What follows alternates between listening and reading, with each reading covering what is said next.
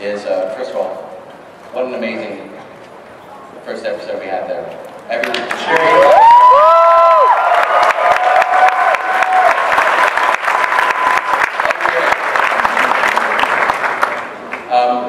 First, my question is to Ethan and Michael is, what were some of the challenges bringing this to the screen? What did you want to keep from the old show, and what did you want to debut it? What did you want to reinvent? Well, what we wanted to keep was that guy right there. I mean, you don't have Thundercats without Larry Kinney, and you know, we're just trying to live up to the legacy that he built. So it's a pleasure to have you in the show. Thank you. It's my pleasure. Thank you very much.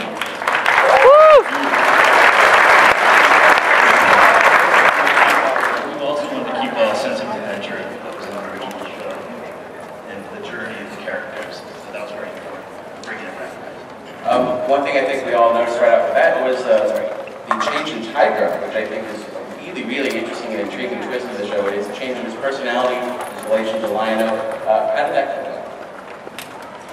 We were just looking to sort of complicate the relationships in this. I mean, this is going to be very much a character-driven show, and it sort of came up with this idea of making them, you know, not brothers, but, you know, half adopted brothers. And so there's just sort of a tension throughout the whole series between the two of them. You have Tiger, who you saw in that episode, is just sort of awesome at everything, and Lion-O is still learning.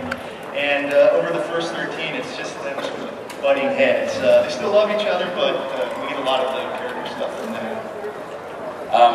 Next, just one more before I move down the line from the producers. Can we have confirmation down the line of Robert Burbles? There are Robert. Spin-off series is coming too, right? And I play a Robert Burbles. Eiko, you said to me just backstage here that everyone here was so into Thundercats and knew the original Thundercats. Did that surprise you that it was such a fandom, or is that something you knew already? I'm very surprised to sit over here to see you. So they know very well Thundercats. So I'm very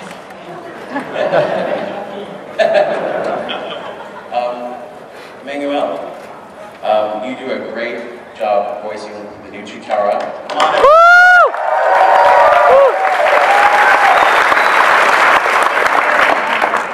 What do you find fascinating about this new Chitara? What are you drawn to?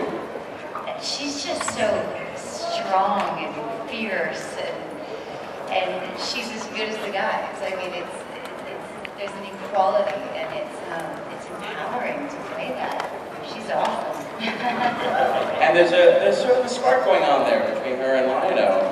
Right. Is that something that you thought was going to happen, like when you took on the project? Is that something they told you, or? Well, it just, you know, kind of keeps evolving. It gets a little complicated without giving anything away. But it's a great storyline. Now, is of all the sort of the superpowers and vanishing super speed the one you would have chosen for yourself? You know, super speed, yeah, I would actually. I mean, you can get anywhere in 2.5 seconds flat, I'd do it. And let's face it, she's the best fighter of all. I think so.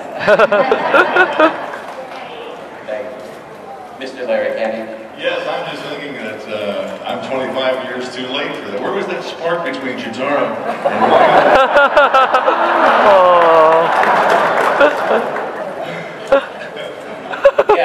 Yeah, I mean, I think some fans saw that in the regular series. I don't know if it was intentional or not. Yeah, it was the 80s and we weren't allowed to play it up too much, you know. We had lunch a couple of times.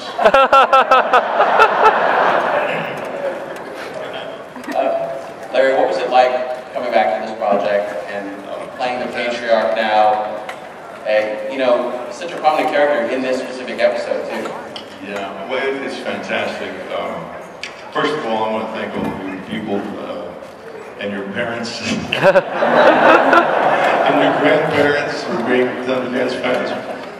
I think it's probably very rare for any actor to have the chance to play, whether it's animation or film or stage, to play a character that became, was a part of such an iconic thing that we were fortunate enough to have happened with Thundercats, and then to have the chance to come back and play another character, the father of Mumm-Ra. I'm twice blessed, and it's the same fun all over again, watching the thing. I remember, I was thinking back to 1985, when I was 6 years old and first started working with That's not supposed to be funny. But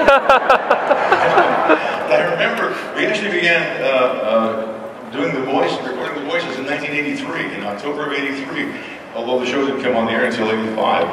Briefly, you have to do that. You can't just record a bunch of episodes, you have to give the animators time to catch up. Anyway, so we had recorded several, and then waiting for it to come on television. And it was so exciting when it first came on, you know, it was such a fun, and now it's all over again for me, and I'm 112 years old, and it doesn't kill me. But it's wonderful. Thank you all.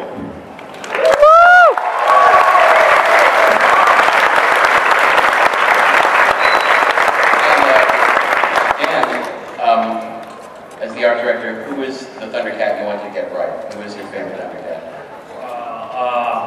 Man, I could have wet my pants like trying to get Lionel wet. I mean, that's scary. But I mean, I love Panther. He was, so I really want to do a good job with all the characters, but probably the most challenging was Tiger. I think we did a lot of back and forth and trying to figure out how to really update that because of that he had a little more complicated of a costume for the original show. Great, thanks. We're trying to get to maybe a couple questions from the audience right now. Who do we got first here? How you doing? Name's Randy. Been a fan all my life. My main question is, throughout the original series, at the very beginning, Lino was a kid and had the accident with the pod and grew up. Why did you guys choose to make him an adult, to start as him as an adult? We did it to make all the original fans really angry. Just the reason, if you watch that episode, it's really about a society that has no technology, needing technology, and all hell breaking loose. So we couldn't have started out with them like in the spaceship flying away from an exploding planet. So that's why we sort of simplified some of the stuff, just because we really wanted to bring their culture into the world of technology and to piss off the fans. Thank you. And are they going to Third Earth? They're on Third Earth already. Yeah. Thank you. Should we show it again, maybe? Fantastic job. I just want to know, is there any chance of a Silver Box showing up? Is that booing for Silverhawks? I really Lieutenant Clipwood asked for Silverhawks. What about tiger sharks? It's like Christmas. You guys can just tune in every Friday and open your gift and see what comes in it. My question is, will there ever be any good lizards or mutants that will actively help the Thundercats? Like how Groon helped the lizards? That's a great idea. Which we can't use now because you'll sue them. I promise. I would say it's out of the question. I mean, that's something we've thought about. One of the drawings that one of the artists in Japan had drawn, a picture of Wiley Kid and Cat with a lizard, just for size comparison. But the character that he gave the lizard, it looked like he was like their friend. And we got the idea right there, looking at that picture, like this would be a good plot device or a good character that was actually a good lizard. Maybe. We'll see. All right, I think we got time for one more here. Okay, so my question is, are you guys gonna get the original, like, Thundercats team together again, or? Team or team? Team, you said team. Well, yeah, I mean, you see most of them, and unfortunately Panthro is not in this version of Thundercats. I'm kidding. He's just, everybody online is like, why isn't Panthro in there? Patience. But yeah, you're going to see that iconic team all together at some point. Thank you so much. Let's give a nice